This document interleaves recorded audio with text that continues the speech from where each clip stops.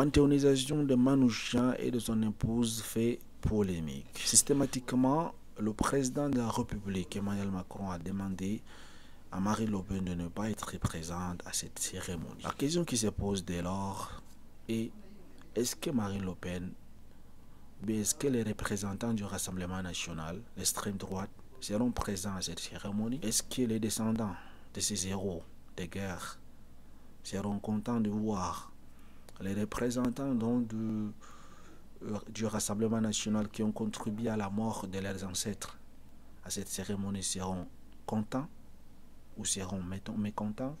Quels sont donc leurs avis?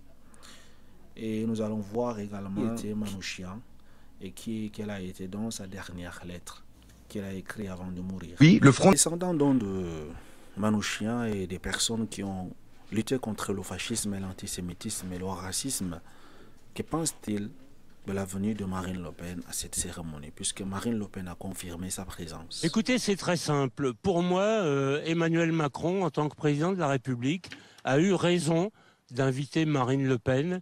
Elle est députée, donc il était normal qu'elle soit invitée. Par contre, je pense qu'elle aurait eu la décence de ne pas répondre à l'invitation et de ne pas venir. Je ne peux pas oublier que parmi les fondateurs du Front National, il y avait des anciens vichistes, donc des gens qui ont combattu mon père et qui l'ont traîné vers la mort.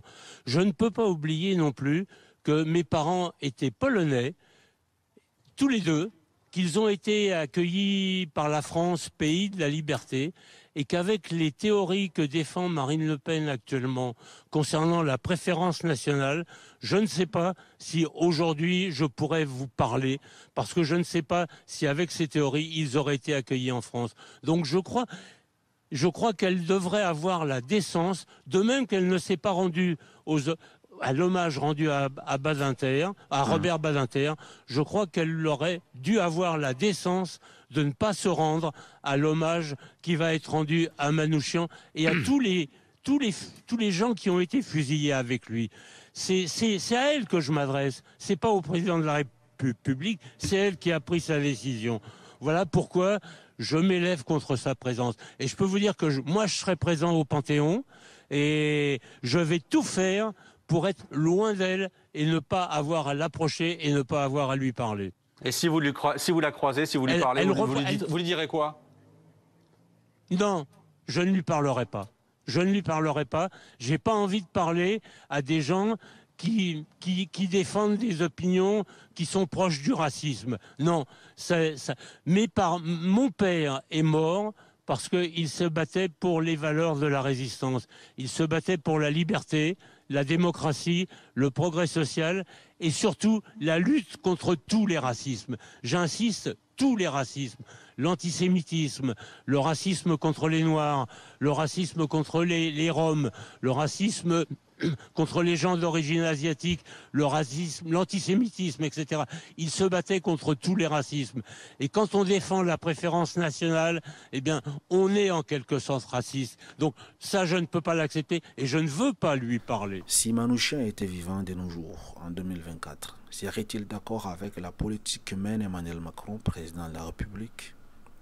Est-ce que Manouchian et Emmanuel Macron partagent-ils les mêmes valeurs? Les amis, vous trouvez pas que l'hommage de Macron à Missak Manouchian, c'est d'une hypocrisie incroyable? Missak Manouchian, c'était un militant communiste arménien qui faisait partie de la résistance en France pendant la Seconde Guerre mondiale et qui a été fusillé.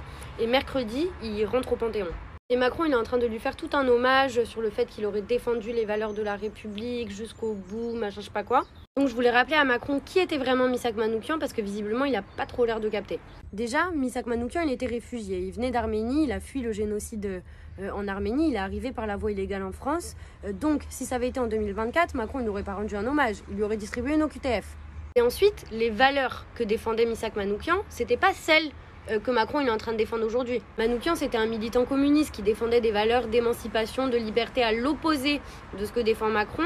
Et quand il était dans la résistance, il a toujours défendu la fraternisation entre les peuples. Donc Macron, qui passe son temps à passer des lois xénophobes, qui passe son temps à diviser la population, lui rend hommage, c'est bof. Pour les personnes qui ne connaissent pas l'histoire de Manouchian, on va présenter donc un extrait de son histoire à travers une vidéo de 2 minutes, comme ça. Mais avant de vous présenter dans l'histoire de Manouchian, essayons de découvrir la dernière lettre qu'il avait écrite à son épouse avant de mourir. Mais avant de mourir, la légende dit qu'il a écrit une lettre d'amour à sa femme, Mélinée, qu'il avait rencontrée dans un camp de réfugiés et qui a mené de nombreux combats avec lui. Il lui a dit « Je meurs avec le sourire, mon cœur plein de ton amour inoubliable ».